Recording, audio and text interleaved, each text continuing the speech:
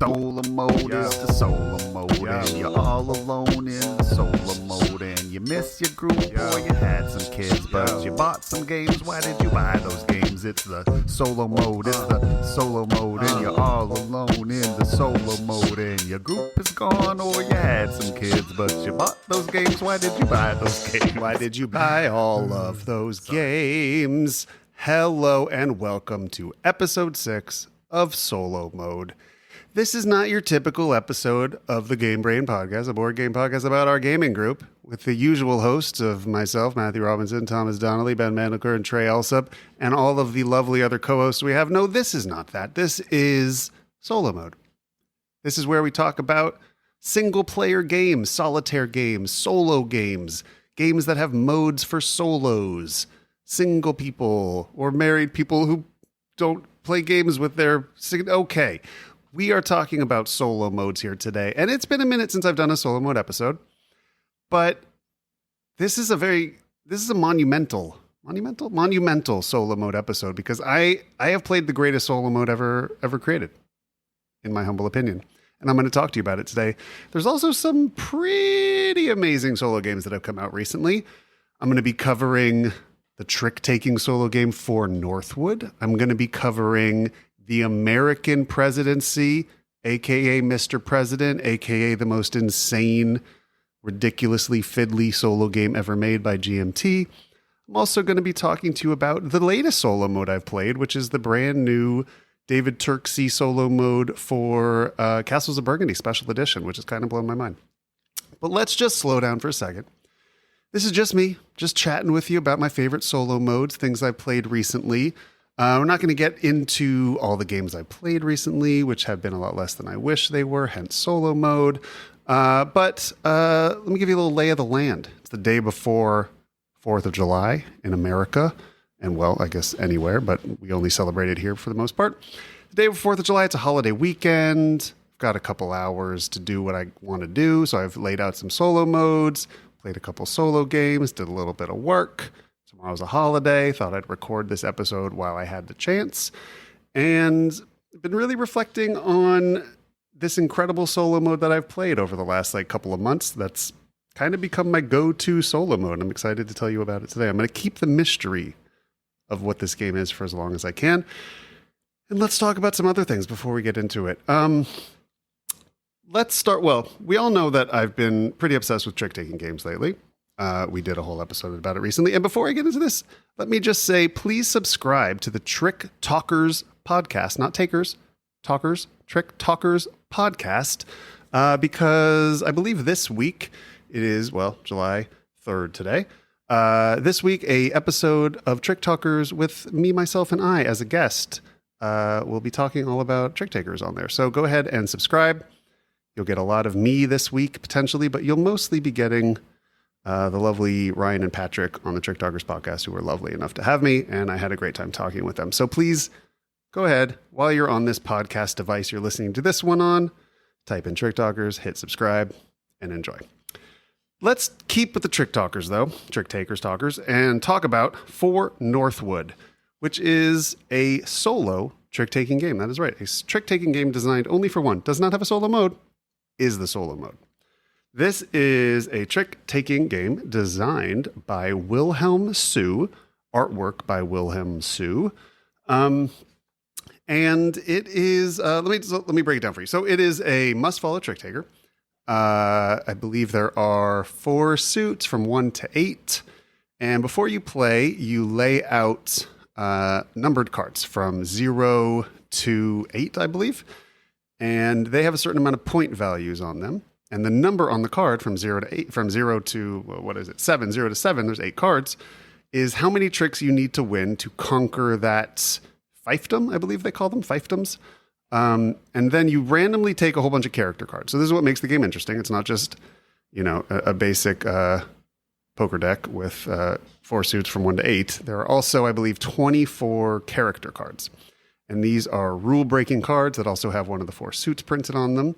And you're going to randomly, in the advanced game, not in the beginner game, you're going to randomly assign cards to your allies, of which there are 4, and then the sort of rulers of each of these 7 fiefdoms.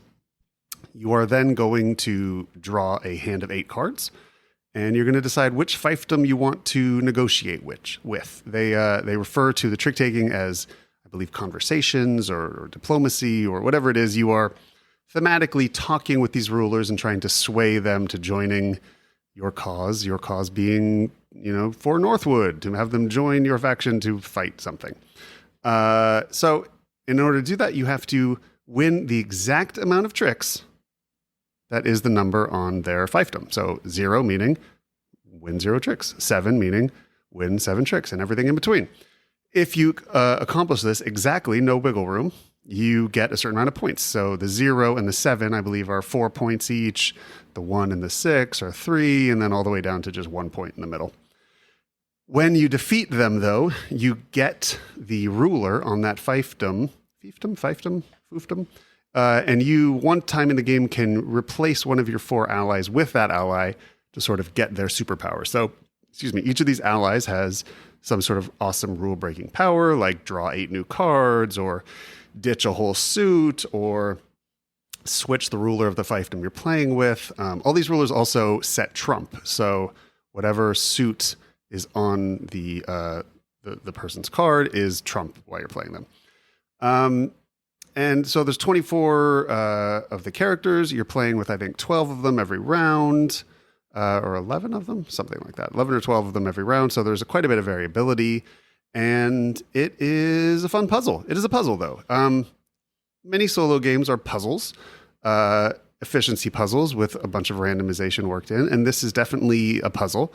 I'm not usually like a huge puzzle solo mode guy, but I do enjoy Trick Takers, and I enjoyed this one. Now, I played it a couple times, played it 3 or 4 times.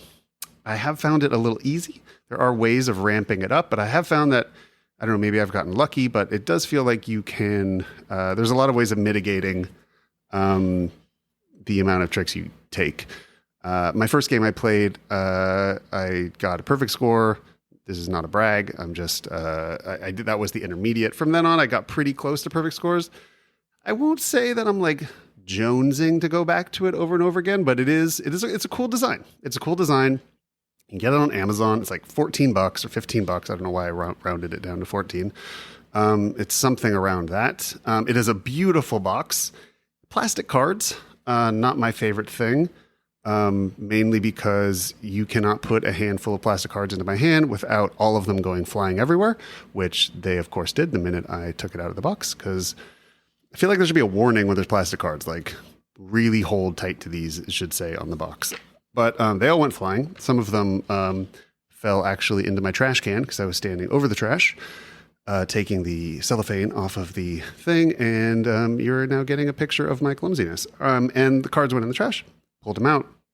It's fine. Luckily, there wasn't like soup in the trash. Thank God it's hot here, because otherwise, not that I'd be eating a lot of soup, but it might be in my trash. And then, not a big fan of the plastic cards, but the game's fun. It's cool. It's small. It's the size of a deck of cards for the most part. You can throw it in your bag, play it by yourself at a coffee shop, and I don't know, have somebody walk up to you and go, "What are you doing?" And start a conversation about Trick Takers. So that's for Northwood by Will Sue. Beautiful box, cool game. I'm really not poo-pooing it. I'm just not like a puzzle solo guy so much. And this feels like a puzzle. It feels like, there's luck involved, of course, because deck of cards, drawing cards. But it did feel like, okay, I have to figure out the best way so first you draw your hand of 8 cards, and it kind of decides sort of who you're going to attack. So it's like, well, I got a lot of high cards here, so I'll go for one of the 7s or the 6s, unless I've already done them, in which case I go for a 5, in which case I've already done that one, in which case maybe I already messed up because I should have done some of the low ones and high ones first when I could. And so you do find yourself forced into situations you don't want to be in, which is kind of fun. But then, unless you get a really bad draw of characters, I find there's usually a cool way out of it, which is cool. It's cool. It makes you feel like it's a fun puzzle to solve. It's just not necessarily my favorite style of trick taking. I think what you'll see, because most of the trick takers are long and procedural. Procedural is a word we're going to be using a lot today, talking about solo modes. That's for Northwood. Let's talk about the next trick taker on our dock today, which is Mr. President. Okay. So admittedly, I have not played an entire game of Mr. President. because admittedly, an entire game of Mr. President lasts about a year of your life, I believe, because it took me a long time to get through one stage of the first year of the game. So what is Mr. President? So Mr. President is a huge box from GMT Games, typically war game producers, sometimes 18xx's, sometimes Euros. And this is a labor of love from one of the, I believe the founder of GMT Games. And is he still the CEO? He might be. He's definitely a big head honcho over there. But Gene Billingsley, I believe. Why am I now? Yes, Gene Billingsley. So I had been following this for a while. I had pre-ordered P500, as they call it, this game. Wow, I don't know, 5 years ago. I believe it's been on P500 for at least that, maybe 7 years. So he's been developing this for 7 to 10 years. Definitely a labor of love. And this is the presidential simulator, the American presidential simulator, specifically the American president from 2001 to 2020. So if you're wondering why it's called Mr. President, it's because you didn't vote for Hillary Clinton. Otherwise, it would be called President, hopefully. It's a little, it's a choice to call it Mr. President. Maybe not a choice I would have gone with, but I guess it's been justified by the fact that it has dates on the box in which there was, sadly, no male president. So yeah, you are specifically playing through the years 2001 through 2020, which clearly is, post 9/11 and all of the fun that America got up to in that period of time, all the good times we've had. Just a trip down the old memory lane of good old American times of awfulness, and some great presidents and some horrible presidents. And it's up for you to decide which ones you think are which, because the game really takes no political slant. You can play as Trump and go through the insurrection. So that's fun. You could be Obama. You can be a couple of Bushes, a barrel of Bushes. You can be all the Bushes. It's okay. But that's if you want to get into the scenarios. The main game is this giant sandbox campaign, which lasts over at least 4 years. Often, if you win re-election, it will go to 8 years.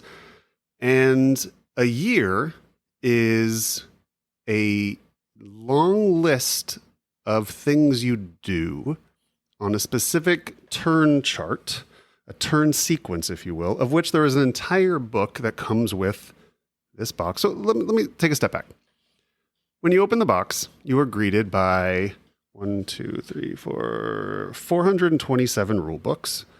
And most of them are charts that you are told to grab and look things up. So sort of like a giant, complicated choose your own adventure. You are going to be told to now you have a conflict with, now it is Russia's turn to take an action. Please turn to page blah, blah, blah in the Russia manual and follow along here. So you get a lot of those books, and I'm talking a lot. It's cool. It is cool. It instantly for some people would be faced with fear, annoyance, terror at looking at all this, but you don't have to learn a lot here. It really is just a large collection of charts that are all in these large little booklets. We'll stick with that. Large little booklets, and you have a pile of them. Then you've got 2 huge mounted boards, about 5 feet long, not an exaggeration. So if you have a card table, you're not playing this game. If you have a giant dining room table, you are not using your giant dining room table, because first of all, you're going to take up the whole thing playing this game. It's going to take you a minimum of an hour to set it up. It took me 2 hours the first time I set it up. That's not an exaggeration. It took me 2 hours to set up the game. I had to learn how to do that. So I think I could probably cut that time in half, but it is not fast. There is 1 million counters, which is the other thing you're going to see when you open the box is 1 billion counters. So get some GMT counter trays and get to work. You're going to need a lot of cups because there's a lot of chit drawing. If you are an old school war gamer, you'll be familiar with chit drawing. If you are under the age of 75, chit drawing is a bunch of chits in a cup, and you're often asked to pick one out. Old school wargaming at its finest. And so chits, rulebooks, and about 5 to 6 feet of mounted cardboard. That's what you're getting in the box. So what is the game? Because I had forgot I P500 this. Well, not that I necessarily forgot, but I forgot. It was sort of was off my radar because I did back this probably 5, 6, 7 years ago. Because it just sounded cool. It was, Gene's, I knew it was a labor of love. I've read some of the diary entries. It clearly was, a monumental work in the solo arena, of which I have an occasional podcast. So I figured I should probably check that out. So even though this was before the podcast started, but big board game guy, me, So game showed up, kind of forgot that it existed, and it looked crazy intimidating. Just imagine 6 feet of table and 1 billion counters and, 437 rule books. But to my surprise, not that complicated. I watched a video to sort of lay some of the groundwork, but no shade thrown, but I found the video not at all helpful. It was, it doesn't matter who it's from, right? I just said it's not helpful. No need to throw shade. But there was a video online in which they attempted to teach it, and I didn't feel that it really taught me anything. So I just started reading the rulebook, and you find there's a little rulebook that comes with it that's like learn to play, and it's like 2 pages long, and you're like, well, they must punt the real rules somewhere else. And they do a little bit, but for the most part, this is a procedural board game. And what does that mean? It means you don't have to memorize everything because you just follow a giant chart or a turn sequence, and it tells you what to do from moment to moment. So if you ever played a coin automa, in which you have a large fold-out 4-page procedural thing that says, 1.1, flip card and, read the action. Then if it says this, follow these tiebreakers A, B, C, D, on and on and on and on. Now expand that to 437 rule books, and you're getting kind of close to what this is. So do you enjoy following along as a sort of a printed DM, a dungeon master, if you will, guides you through the turns and asks you to make choices? Yes, I do, is what I said to Mr. Rulebook as I started reading him.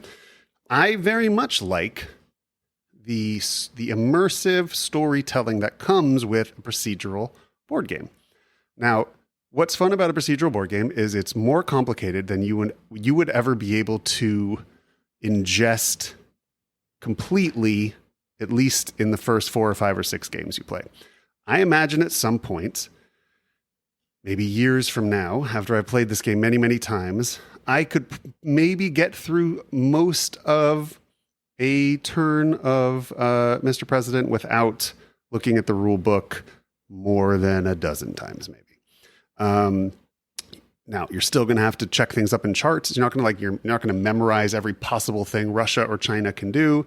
You're not going to fully ingest all of the millions of permutations and options and chaos polls and weird checks you're going to be making throughout the game. But for the most part, yeah, I can imagine that I could sort of know what to expect and form a strategy.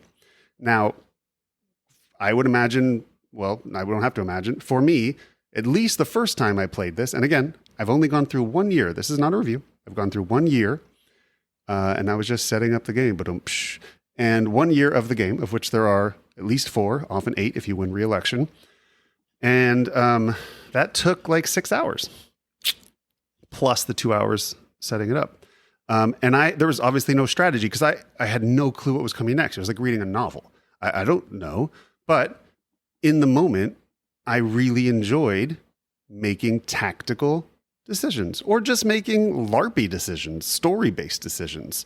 So let me just talk you through a little bit of this. So you could Google, if you want a visual of this, but Mr. President turn sequence, and you'll see that it is, it looks like the controls to fly an airplane. There is just a billion little rows and words and buttons and numbers and charts. And you take your little current US action marker and you go down one column, and then you go up to the next column and you go down it and you do that over and over again until you get to the end of a year. That will take you a long time. So, for example, it tells you to take a couple of actions, one for each of your cabinet members. Well, before the game begins, there's a whole setup, which is really fun, actually, and really cool.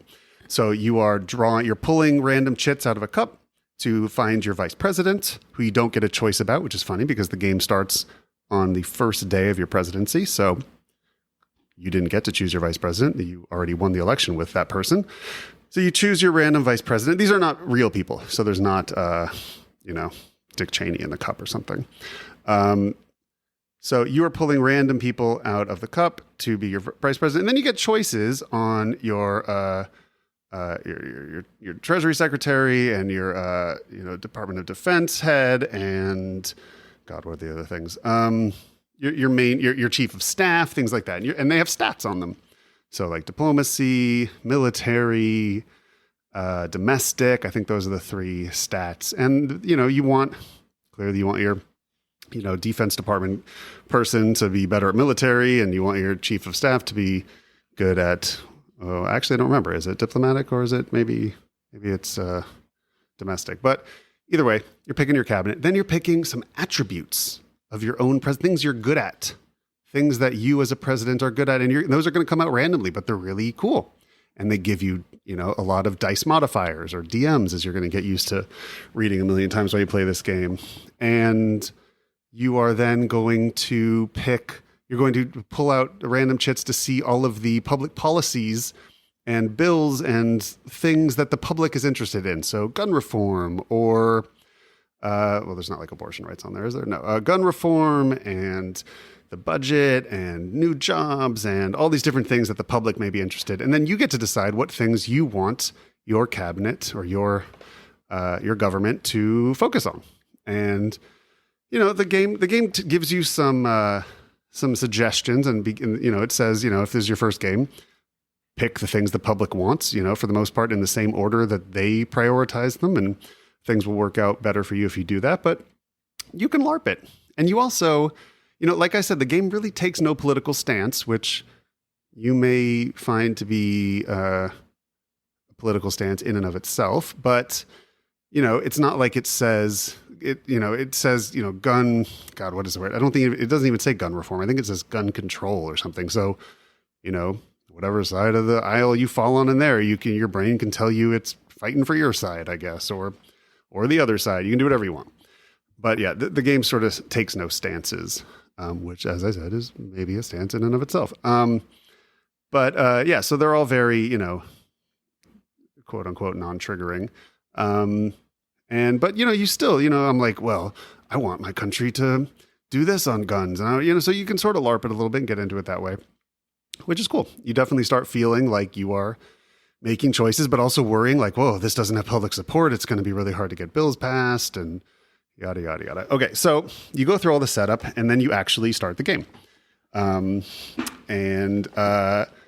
So the first round of US special activations is mostly things that only happen in the second year, like the State of the Union, which you actually have to give the State of the Union, things like that. And then you start activation phase 1, which is where the meat of the game starts. And you find out if China or Russia will go first. And then they're like their own AI players. So like they have a whole book in and of itself to each place, each country. And they then go through their own giant sequence of events that just the first time I did the Russia turn, that took me an hour just to get through Russia's turn. That might sound like a nightmare to some people, but it's actually fun just seeing how the levers work and seeing how the game works. And it really holds your hand. Like, you don't need to learn much other than the very basics of the game. And some of the basics of the game, it's sort of as simple as, if you ever are asked to re-roll a die, you can spend 1 action point to re-roll again. Okay, you ingest that rule. Cool. So next time I roll a die, if I don't like what I rolled, I can spend an action point. Oh, but you're going to be rolling the die a couple hundred times and you have 20 action points. So, you quickly see that that's an important resource, and also very swingy and lucky. There are ways of changing your modifiers also by spending action points and spending other resources and things. So there's a handful of just like basic rules that the game teaches you at first. And then as long as you know those, you just sort of start following the charts and the sequence, and it tells you what to do. And it is in essence like a really super complicated choose your own adventure with stats and a lot of dice modifiers and a lot of dice rolling. And the dice rolling is often based on, looking at a chart and seeing like, okay, so my relations with the Middle East are, at this number. And if I roll lower than that, something good will happen. If I roll higher than that, I turn to the book of bad things and see what bad things happen. And then slowly the game starts telling a story and giving you, for the most part, giant obstacles that you have to deal with that you don't want to deal with.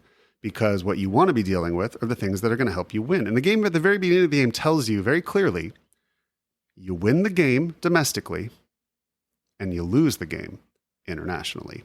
So all the victory points in the game, and the game is not just a never-ending sandbox. It does have an end. At the most, it'll be 8 years. There are many auto losses, instant auto losses that can happen if, certain countries get the ability to make nukes, the game ends. If certain countries go to war with each other, the game ends. If your public approval rating drops to a certain point, the game ends. There's a million things where the game can automatically end, and you don't have to memorize any of them. Every time one of those could happen in the book, there's a place where it says, did you just lose? But you get victory points by doing things domestically, such as, for the most part, passing bills. So the things that the public wants to happen, the things that your administration has chosen to focus on, you get victory points for doing the very tough task of passing legislature, passing bills, signing bills that are good for your party and things the public wants. And that's for the most part how you get victory points. There's obviously a handful of other ways to get victory points there. But you automatically lose the game in many things that happen globally. So there's a fun balance of, well, I know what I want to do to get victory points. And at the end of the game, you can literally check your stats against actual presidents. And I think Lincoln is the perfect score if you get as many possible victory points as you can, blah, blah, blah. Again, hey, no political judgments made here anywhere, right, guys? But you get victory points for doing things domestically. And if you ignore the global state of affairs for too long, one of those auto losses is going to creep up on you. And that, at its essence, is Mr. President. This is not a review.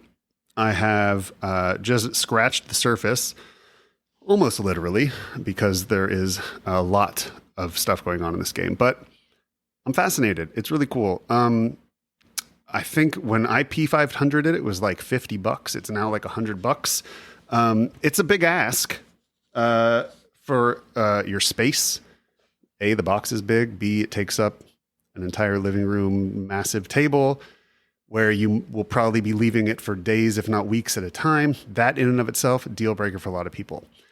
One interesting thing, which maybe I could sell you on, or I don't really need to sell anybody on anything, I don't care. But if you really wanted to try this game and had no space, GMT has an approved tabletop simulator mod for it, an official mod for it. That is totally solid and nicely done.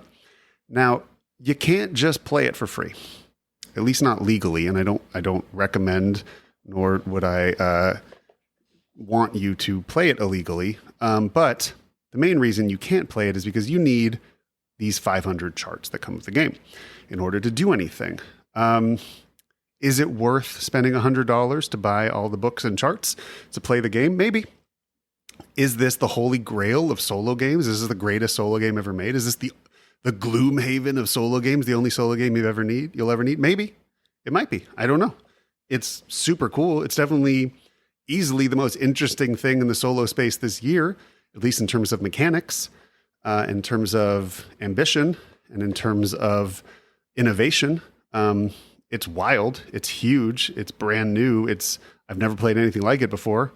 Unless you have played, crazy long 1970s Avalon Hill war games that, have a dictionary a rule book the size of a dictionary with them. Then maybe you sort of know what this is, but this is also has a lot of modern design in it too. So it doesn't feel old. It feels old school, but it doesn't feel old. It doesn't feel dated. It doesn't feel like there's cobwebs on this design. It feels really cool and innovative and daring even.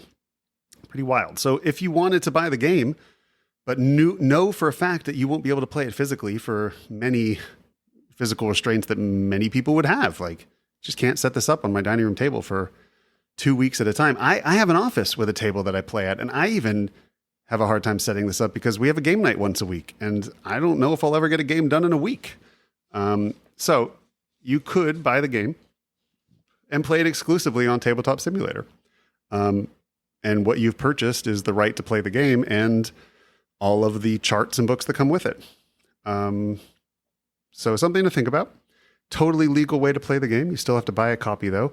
These books are not available online as PDFs. You won't be able to go to GMT's website and download them all because they want you to buy them, as they should, because they made it and they put a lot of work into it. So that's all I'm going to say on Mr. President for right now. Obviously very interesting. I have a lot of thoughts on it. Going to keep playing it. I'm sure at some point I'll do a whole other episode about it, but that's all we got on it today. All right. We've talked about For Northwood. We've talked about Mr. President. Before we get into the greatest solo mode I've ever played, and yes, I'm going to keep on stringing out the mystery here. Let's talk about Castles of Burgundy Special Edition. Okay. Castles of Burgundy Special Edition is really impressive.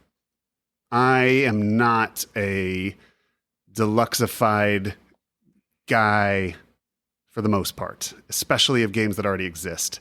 Usually disappointed by them, usually find them to be bloated, usually find they come with a ridiculous amount of miniatures that nobody asked for, at least not me specifically. Usually find that it just triples the size of the box and it's the same game in it. All of those things are true about Castles of Burgundy Special Edition. Comes with useless, stupid miniatures. The box is literally 5 times the size of the original box. It's made by Awakened Realms, I think, the company who makes like miniature games like Nemesis and stuff. Everything about this is a red flag for me. But I'm so happy I backed it because it is awesome and it's actually the best special edition I've ever seen of a game. Why?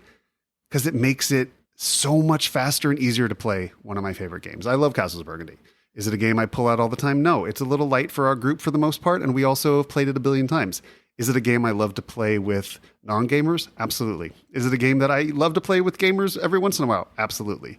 Is it a game I will ever not have in my collection? Absolutely not. I will always have Castles of Burgundy. It's easily a 9.5, maybe a 10 to me. It might be a 10 now with the special edition because this genuinely does what I want out of a special edition. It makes it beautiful.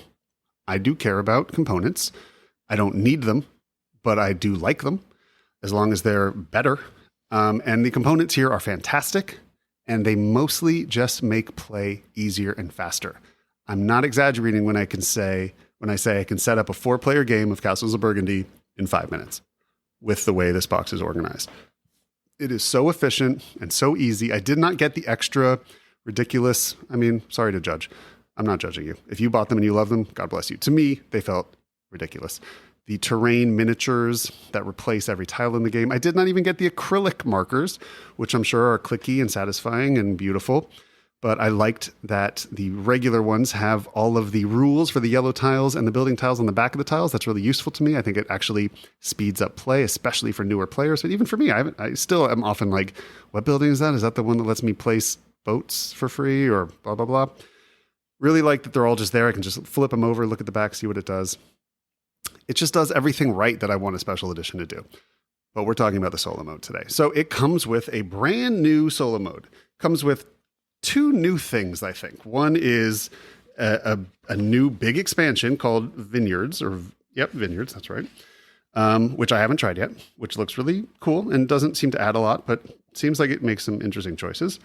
And then the Chateauma, which is like Automa, but Chateauma, you get it. This is by John Albertson, Nick Shaw, and David Turksey.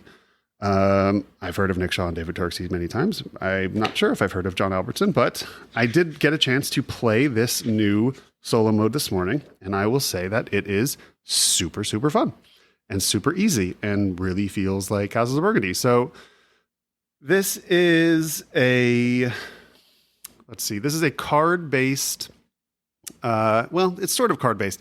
Basically what you're doing is you have two sort of missions, let's say. So you have two cards, and each card has a certain amount of hexes on it of specific colors. So it may have one castle, one pasture, two buildings, and a boat. I know those aren't the correct names for the types of tiles, but that's what they look like. And if you collect all of those, you will get a certain amount of points written on the bottom based on your difficulty level, like easy, medium, hard. There's also some of the tiles, when covered up, will cause the Automa to sell their goods. But for the most part, it's a really interesting and smart way to play the game, wherein you're still focused mainly on your turn, which is something that's important to me in an Automa. This is different from just a solo game, but I'm talking about a way to play a game I like by myself without just a beat your score sort of mode to it, but an actual what feels like an opponent. This does a good job with that. You have an idea what the AI may want, but you never know exactly what it wants, so it creates a tension. Well, if I better take that pasture now, it's looking like it's got a good chance of taking it next time, but then it could also take this, which are the same things you're thinking about when you're playing a multiplayer game. Really fast, really enjoyable, really easy to learn. It took me one game to kind of get it down. And by the end, I was like, I'll never need to look at the rulebook again. Totally get it. Also comes with a nice little player aid that makes it really fast. You never have to open the rulebook again once you played it once. Works with every expansion in the box as well. They didn't have to do that. They didn't have to give you, they already had a solo mode before, which was not that interesting to me. I had tried it once. It came with the last edition. Also comes with this one. So you have that old solo mode. You also have this new sort of fancy one. Comes with every expansion ever released for it. I don't know why I'm selling you on Castles of Burgundy, but I was just impressed. I genuinely also forgot that I backed this and was not excited. Was definitely thinking I'm just going to move this on. I'll just keep my old version. I don't need this. And super impressed by it and 100% excited to have it and love the solo mode that came with it. Can see myself playing it more, but also just super down to just play a lot of Castles of Burgundy throughout this year because they have just nailed this edition and just done what a special edition should do, which is make a game you already loved easier to play and more enjoyable to play because it has a beautiful table presence now. And it sort of feels like the edition it always deserved, whatever that means. All right. Now it is time to pop the bubble of your anticipation and tell you what is the greatest solo mode I have ever played. Now, you may be thinking, what came out this year? What could it possibly be? It didn't come out this year. Nay, it did not come out last year. Well, actually, that's not true. The Automa did. The game itself, though, came out a minute ago. Came out a long time ago. And that game is one of my top 10 favorite games of all time. It is Terra Mystica. Terra Mystica, of course, the incredible game from the year of, I'm loading my screen and trying to see this right now. Why are you doing this to me? Okay, the incredible game that came out in the year of our Lord 2012, thank you. Designed by Jens Drogmuller and Helgi Ostertag. has been replaced for many by Gaia Project, was replaced for me by Gaia Project, and then replaced by itself a little while later after realizing that I actually do prefer Terra Mystica to Gaia Project. Still have both. But Capstone released a solo mode to this, designed by Linz J. Hutter, David Studley, and Morten Monrad Peterson with Mike Martins. That's a mouthful.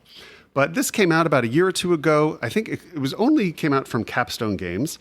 It is this small little box that you can get through Capstone Games, and it's just called the Terra Mystica Automa. And you know what? Wasn't that hyped on it. Didn't buy it right away. Waited like a year. Never even really heard anything that great about it. Maybe that's just my fault, but I don't remember really hearing anybody's review that it was great. But one day, I realized I didn't own Merchants of the Seas.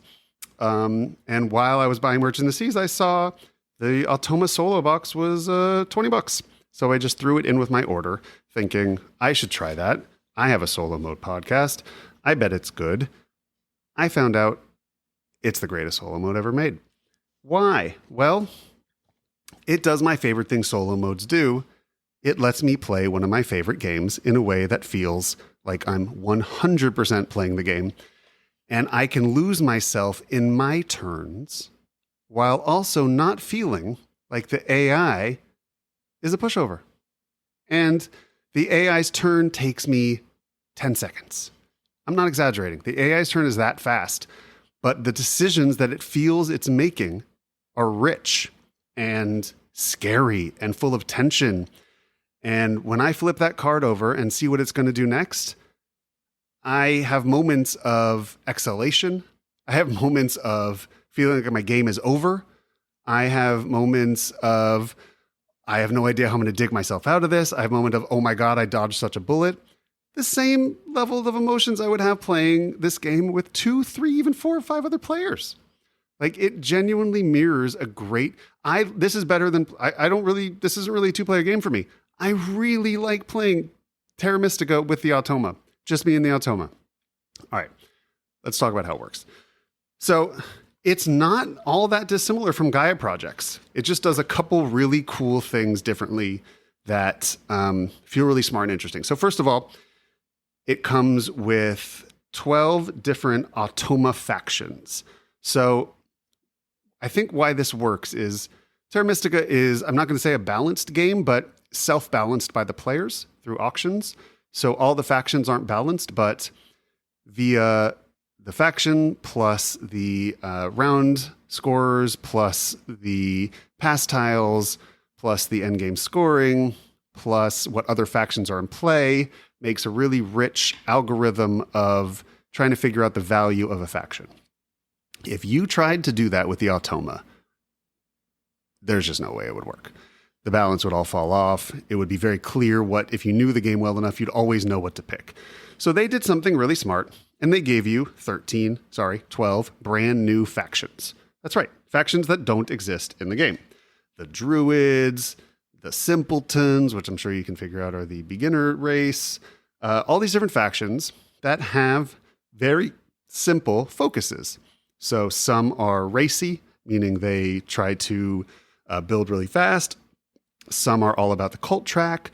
Some are all about different things, things you can imagine. But it feels like you're playing with a different style of player, which is really smart. So you're not somebody, you're not on the map and somebody's picked, Chaos Magicians, and now you're like, well, clearly I'm going to take, mermaids and win. That's probably not a good matchup. But either way, that would not be interesting.